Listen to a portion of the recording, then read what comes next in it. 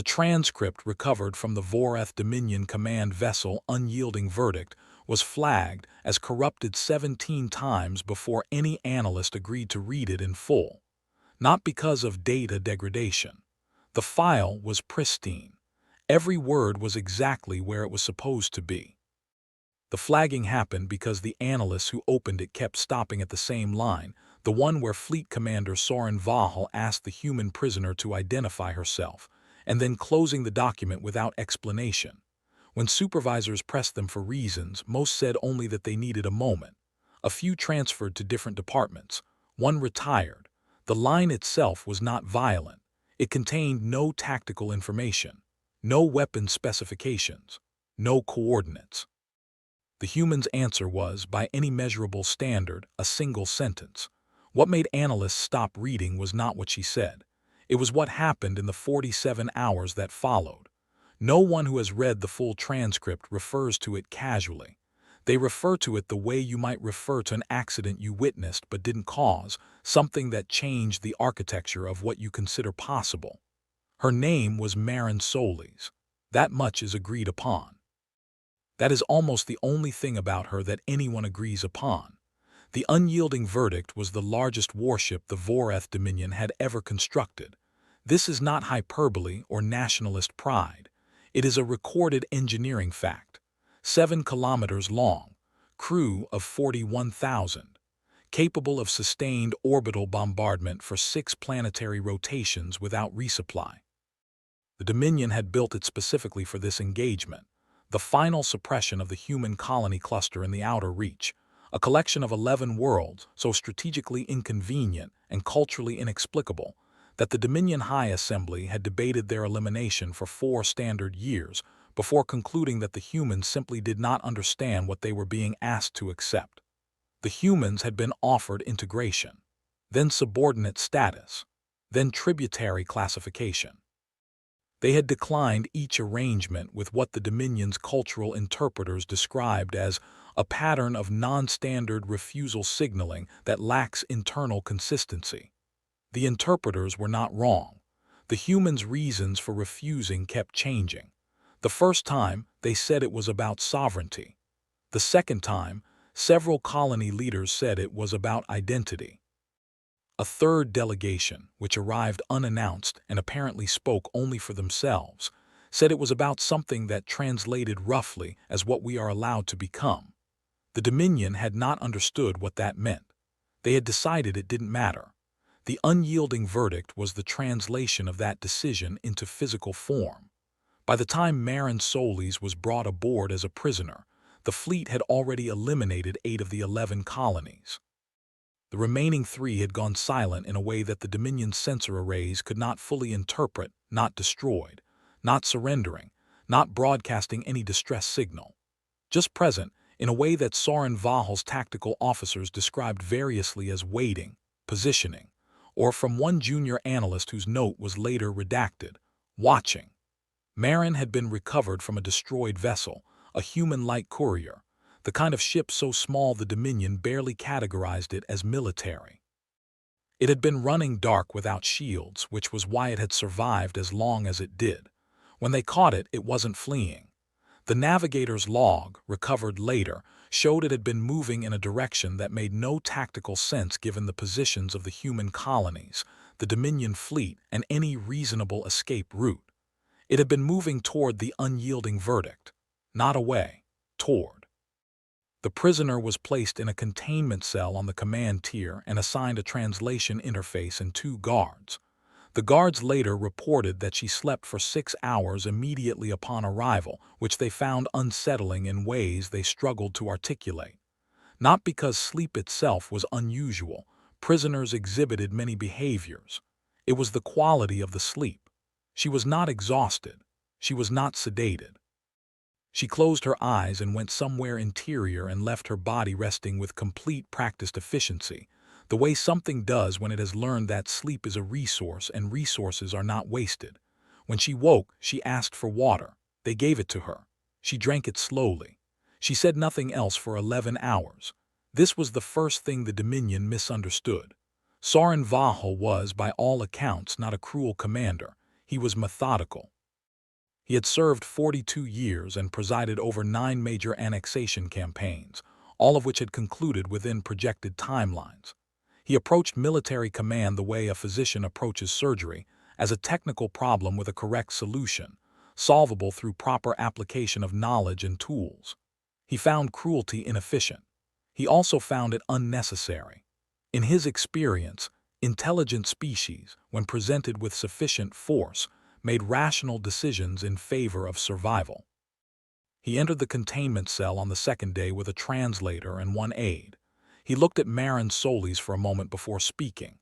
She was smaller than he expected. This was a cognitive adjustment he had to consciously make. The Vorath were significantly larger than humans, and he had expected the asymmetry to feel confirming. Instead, it felt disconcerting in a way he couldn't immediately locate. She wasn't performing submission. She wasn't performing defiance.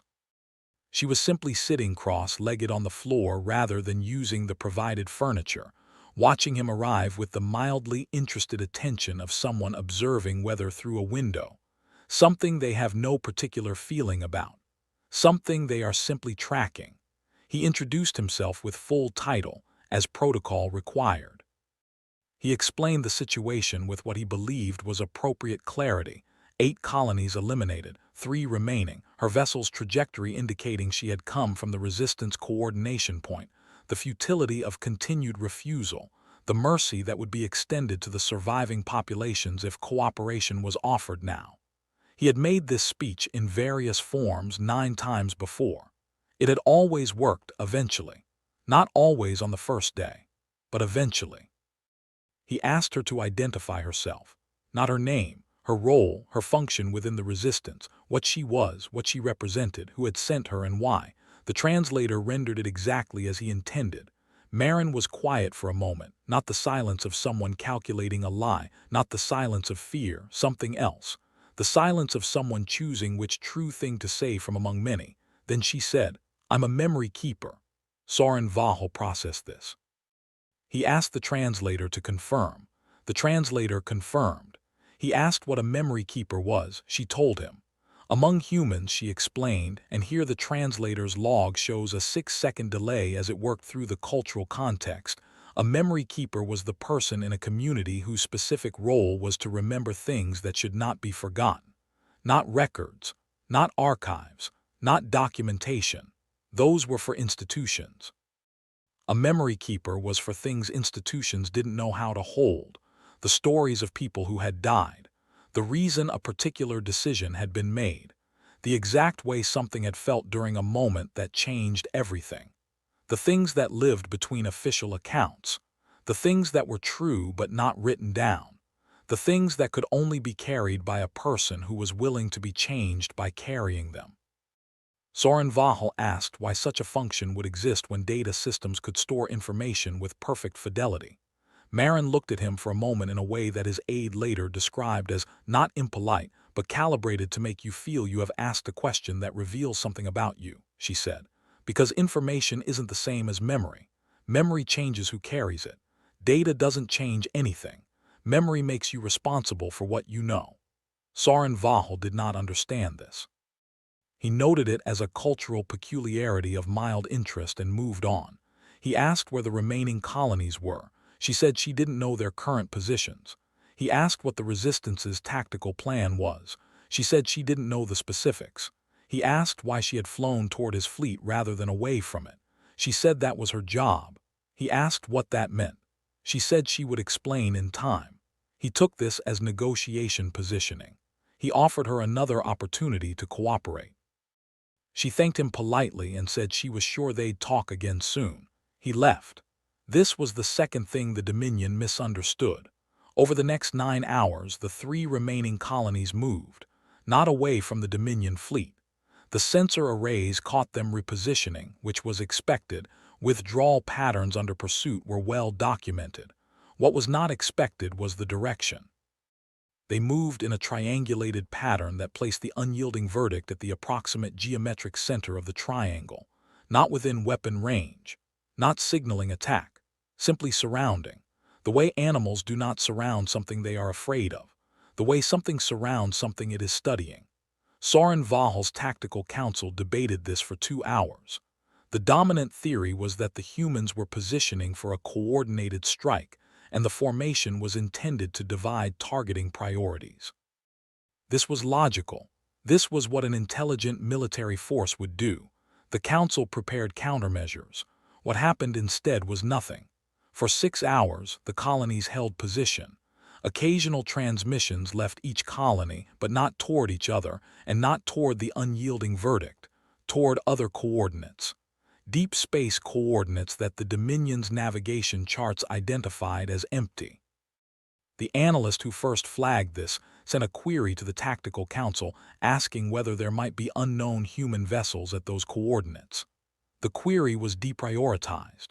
The dominant assumption was that the transmissions were either encrypted military communication, compressed, bounced, artificially routed, or that the coordinates were errors. The transmissions were stored for later analysis, and the fleet continued its assessment of the triangulated formation. This was the third thing the Dominion misunderstood. Soren Vahel returned to the containment cell on the third day. Something about the silence from the colonies was bothering him in a way that tactical logic couldn't fully explain, and he found himself returning to the one piece of the problem that he had access to and hadn't yet fully used. He sat down across from her this time instead of standing. His aide noted this in the debrief, as an adjustment the commander appeared unaware he was making. He told her that the colonies had moved. He described the triangulated formation without classified specifics to see whether she reacted with recognition. She did react, briefly. Something moved behind her eyes that was gone before he could characterize it. He pressed. She said, "That sounds about right." He asked what that meant. She said, "It means they know I'm here." He asked how. She was quiet for a moment, then she said, "The same way you know someone is listening, you can feel it."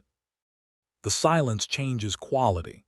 He asked if this was a reference to communication technology he wasn't aware of. She said, "Not exactly." He asked her to be more precise. She said, "I'm not sure I can be, not in a way that would make sense to you." He changed direction. He asked her what she was doing on the courier vessel, what her mission had been, what the resistance had sent her here to accomplish. She said, "No one sent me, I sent myself." He asked why. She looked at him in that same calibrated way and said, "Because someone needed to be here, because someone needed to see this, because what happens here needs to be carried back, that's what I do." He asked what she meant by what happens here. She said very quietly, "Whatever you decide to do next." Soren Vahel sat with that for a moment. Then he said, "We are going to eliminate the remaining colonies. You understand this. There is nothing that changes that outcome." She nodded. He asked, "And you came here to remember that?" She said, "Partly." He asked what the other part was. She said, "I came here to give you the chance to decide who you are before it happens. That way when I carry this, I carry something true, not just what you did, who you chose to be while you were doing it." Soren Vahel had conducted 9 annexation campaigns. He had sat across from many prisoners, many leaders, many representatives of species that had lost the argument of force.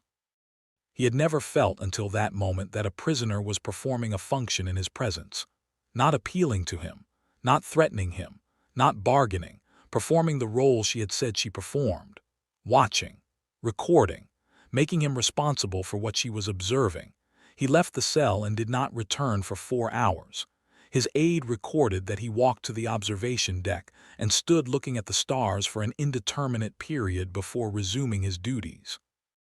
This was when Soren Vahel began to understand that something was wrong. Not wrong with his plan, wrong with his understanding of what was happening.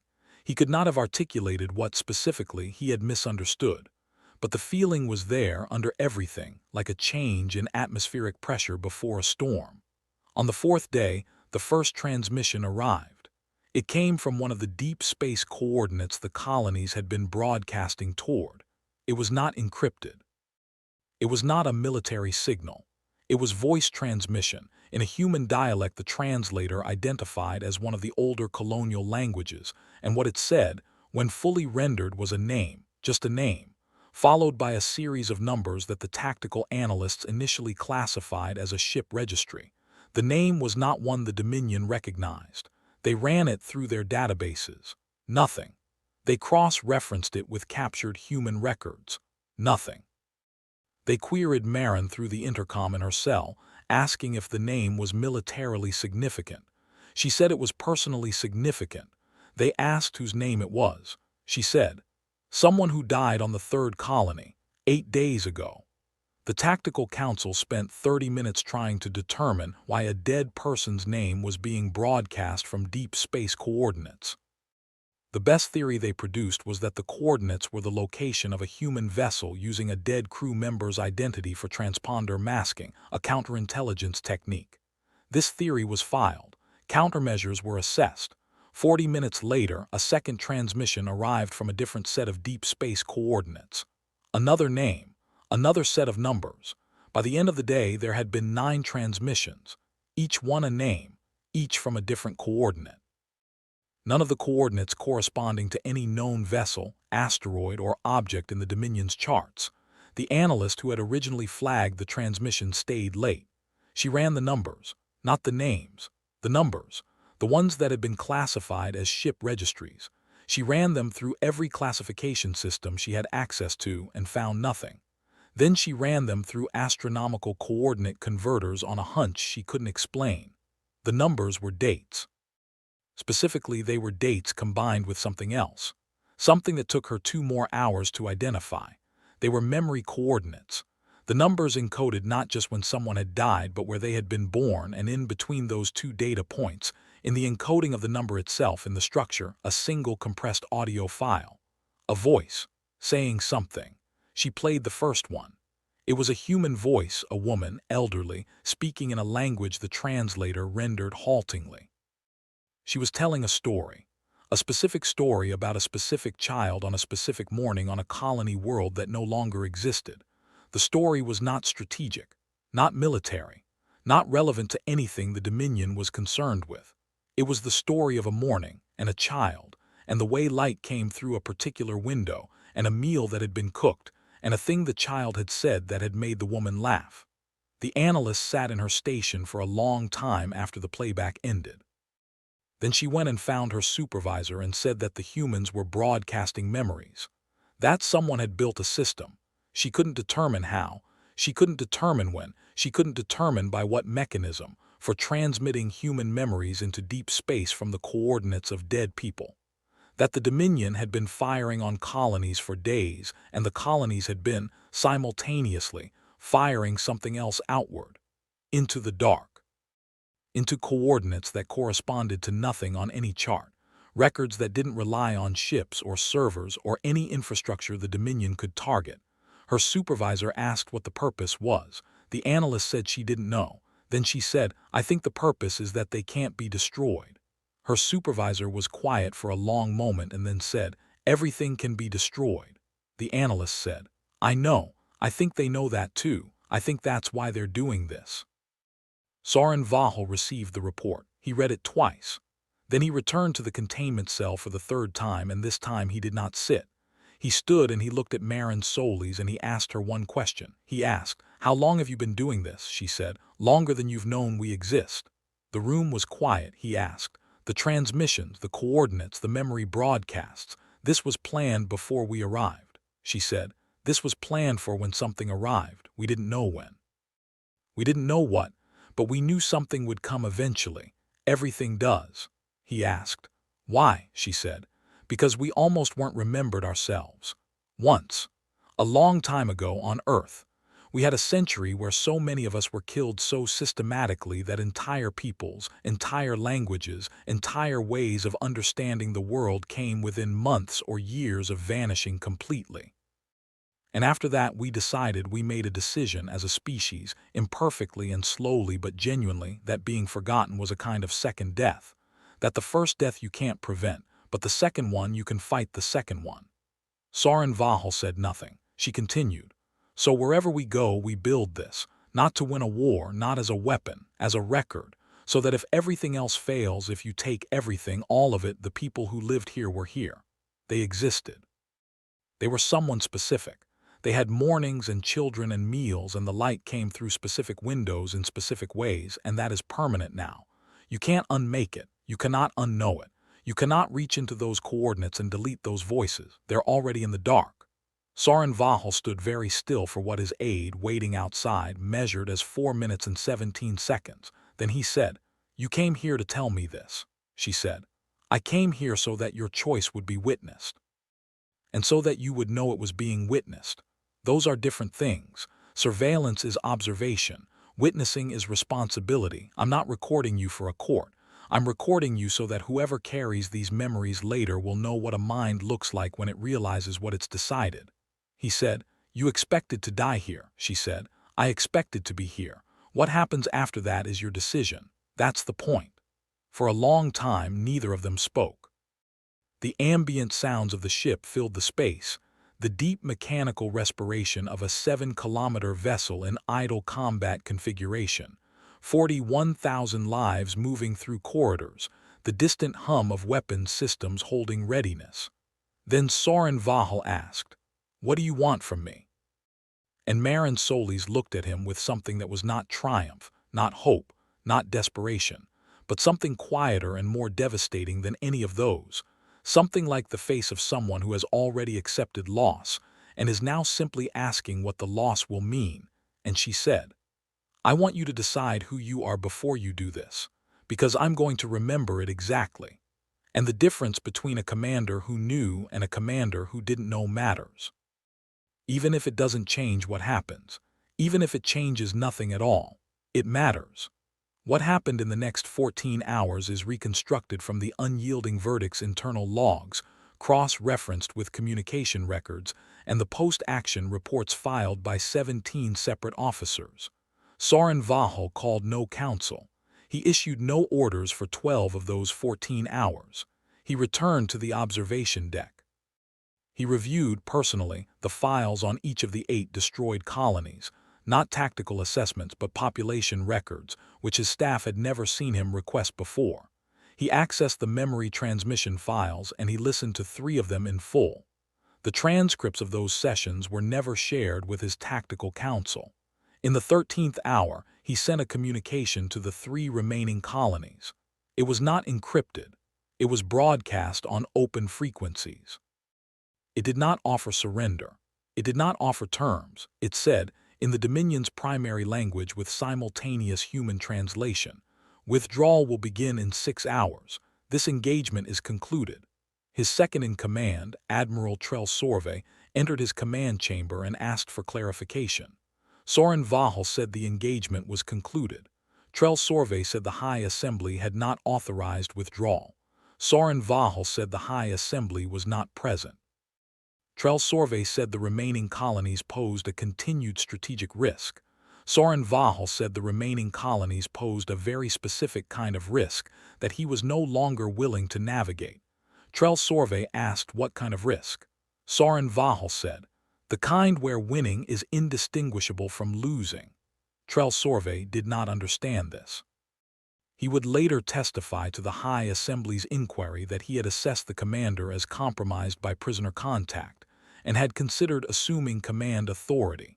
He had not done so because Soren Vahel had issued the withdrawal order in a manner that was procedurally correct, and because Trell Sorve was, at his core, a man who followed correct procedures. The fleet began withdrawal in the 6th hour, as stated. Marin Solis was transferred to a transport vessel and released to the nearest remaining colony without incident, without negotiation, without condition. There was no formal communication accompanying the release.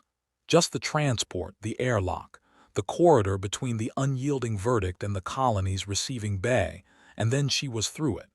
She carried nothing visible. The guards who had watched her cell for 4 days reported later, in separate interviews conducted months apart, that she had seemed exactly the same when she left as when she had arrived. Same quietness, same practiced economy of movement, as if nothing had changed, as if she had simply done what she came to do. The High Assembly inquiry lasted 11 months.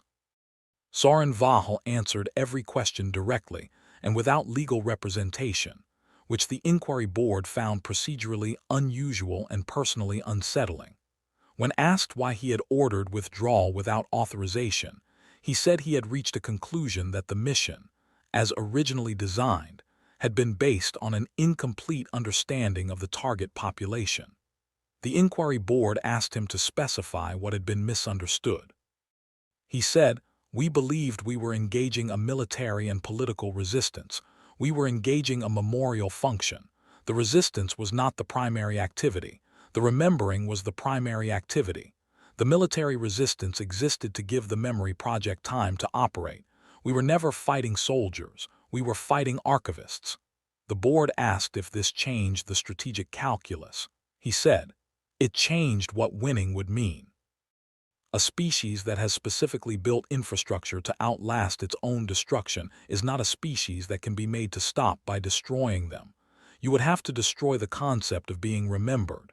You would have to reach into every corner of the galaxy and remove the evidence that these people existed. You cannot do that. You cannot reach far enough. The transmissions have been traveling for years. They are already past any boundary we can patrol.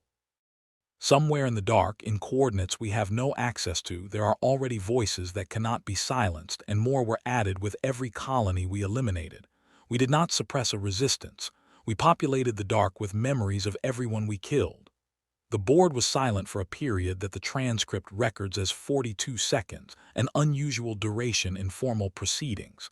Then the board chair asked, "And the prisoner, the memory keeper, what was her function specifically?" Soren Vahel said, "Her function was to be a witness who would survive, so that the record would include not just the dead but the moment of decision, so that whoever carries these memories later would know what the choice looked like from inside the room where it was made." The board chair asked, "And did she succeed in that function?" Soren Vahel said, "I withdrew an authorized fleet in violation of High Assembly directive. I will accept whatever consequence the Assembly determines is appropriate. I make no appeal. I want the record to be accurate. I want whoever reads this to know that I was in that room and I was seen and I made a choice and I knew I was making it and I would make the same choice again. Not because it was strategically optimal, because it was the only thing I was willing to be." He paused, and then he said something that was not entered into the formal transcript but was recorded on the session's audio backup, which is how it was eventually recovered. He said, "She was right. It matters. Even when it changes nothing, it matters." The inquiry ended with his removal from command, the formal censure of his record, and the redirection of the Outer Reach campaign to Admiral Trell Sorve, who led a second fleet toward the 3 remaining colonies 3 months later and found them empty. The populations had dispersed, not fled, dispersed, distributed. Spread across coordinates that the Dominion's charts could not account for, carrying nothing recoverable, traceable to nothing on any sensor array. Just gone. Into the dark. The way light goes into dark, still traveling, still present, just past the point where you can see it. Trell Sorve's report to the High Assembly used the phrase "withdrawal without trace," which was technically accurate. What he did not include in the report, but said privately to his aide during the return journey, was that the dispersal pattern made no sense as a survival strategy. The humans had not gone to places of strategic safety. They had gone to places of meaningful distance, coordinates that corresponded, when analyzed later by the same analyst who had first decoded the memory transmissions, to the exact positions where the earlier broadcasts had been aimed. They had followed the memories. They had gone to be near the voices in the dark. The analyst left the service 6 weeks after filing that report. She returned to academic research and wrote one paper, which was not widely circulated, about what she called the taxonomy of civilizational continuity. Specifically, the question of what a civilization is precisely when its people are scattered and its infrastructure is gone and its territory is lost. Whether civilization was a political entity or a geographical one, or something else entirely. The paper's conclusion, which was what caused it to circulate quietly through certain academic institutions for years afterward, was that the human model suggested a civilization might be primarily neither political nor geographical but memorial. A pattern of mutual recognition among individuals that they had been, were, and were responsible for each other's having been. That such a civilization could not be conquered in any conventional sense because conquest required occupying something bounded, and what the humans had built had no bounds, only depth. The depth of what they were willing to carry. The depth of what they refused to let disappear. She titled the paper, What the Voreth Fleet Did Not Destroy, and Why That Matters More Than What It Did. It was, in the end, read by more people than had ever been intended to read it, not because it was promoted. Because it was passed, quietly, personally, the way you pass something to someone when you need them to understand something you don't quite have words for yet. The way memories travel, not through systems, through people. Marin Solis returned to what remained of the colonial network and continued her work. There is no dramatic record of her return, no speech, no ceremony. She arrived, and the people who were there knew what she had done, and what was said between them is not in any official account because it was not the kind of thing that goes into official accounts. It was the kind of thing that goes into the other record, the one that travels in the dark, the one that no fleet can intercept. Years later, when the Dominion made a third approach to the outer reach, this time through diplomatic channels, not military ones, which was itself a revolution in Dominion foreign policy that historians would spend decades accounting for, the human negotiating delegation included a woman who was introduced simply as a memory keeper. The Dominion's diplomatic team had been briefed on this title. They understood, by then, what it meant. They made sure nothing they said in her presence was said carelessly. That was not defeat. It was not victory. It was something older than both, something that had no clean word in the Dominion's language and 17 words in the oldest human languages, most of which translated roughly as, to be known, and to know you are known, and to proceed accordingly. Soren Vahel heard about the diplomatic delegation from a former colleague who still served. He was retired by then. He said nothing in response. He read the message twice, then walked out into the light of whatever sun shone through the window of wherever he was living and stood there for a while. Whether it was grief or relief or something without a name, no one knows. No one was there to see it, except possibly the dark, which remembers everything now, which holds in coordinates spread across distances too vast for any fleet to patrol, the voice of every person who ever lived in those colonies, saying ordinary things about ordinary mornings, permanent as starlight, present as silence, impossible to unhear. Somewhere in the unyielding verdict inquiry's audio record in the backup file, not the official transcript, the voice of a disgraced fleet commander says, "It matters." And in some far coordinate of unlit space, a memory keeps traveling, and traveling, and traveling,